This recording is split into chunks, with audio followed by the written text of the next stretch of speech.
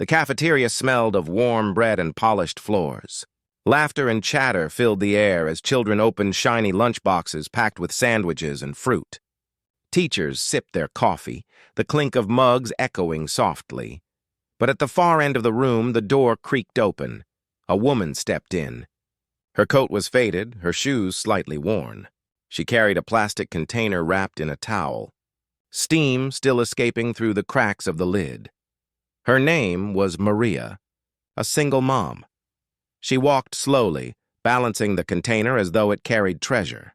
And in her heart it did. Character introduction: Maria had been working double shifts at a diner across town. She had little to her name, but one thing she never forgot was feeding her son.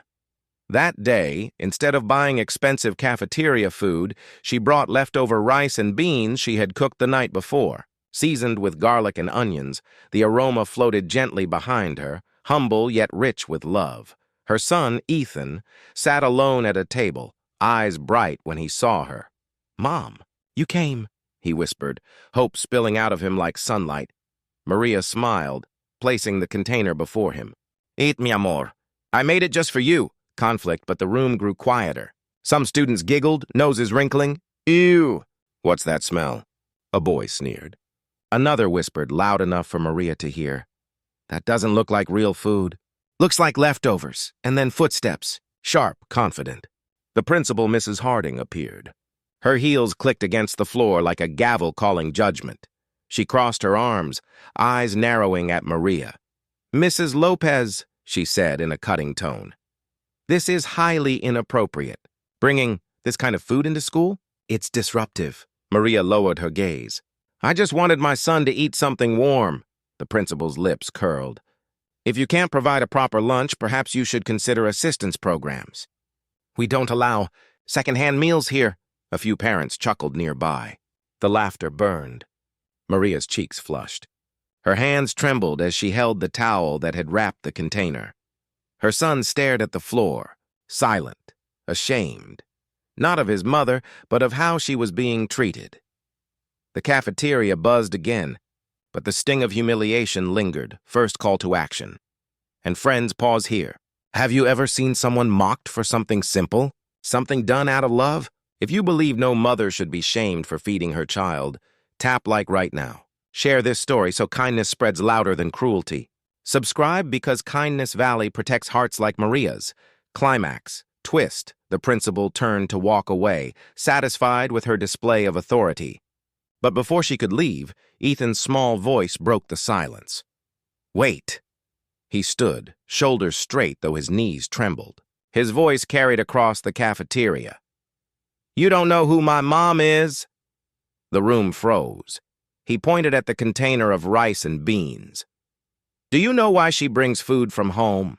Because while you were asleep, she was at the diner working all night. She serves strangers so they can eat. Then she comes home and cooks again for me. She never rests. She never complains. She gives me everything she has. Even if it's just rice and beans." Gasps whispered across the room. Teachers exchanged glances. Children stared wide-eyed. Ethan's chin lifted higher. "My mom is not embarrassing. She's my hero." The words hung heavy, unshakable. Maria's eyes filled with tears, not of shame, but of pride. Resolution. The cafeteria shifted. Silence gave way to soft applause, then louder. Students clapped.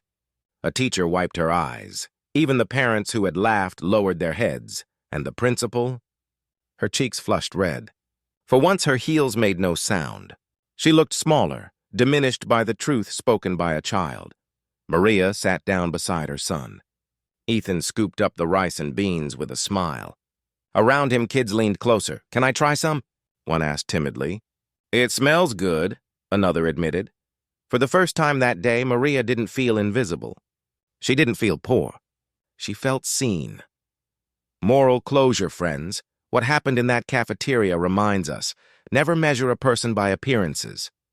Behind humble clothes, behind simple food, there may be endless sacrifice, endless love. True dignity is not in wealth or titles. It is in the quiet courage of those who give, even when they have little to give. And sometimes it takes the voice of a child to reveal the truth adults overlook. Never judge by appearances. Kindness Valley protects. Final call to action. If this story touched your heart, don't let it stop here. Hit subscribe to join our Kindness Valley family. Share this story so the world remembers. Compassion is power, and love is never something to be ashamed of. Because in the end, kindness always wins.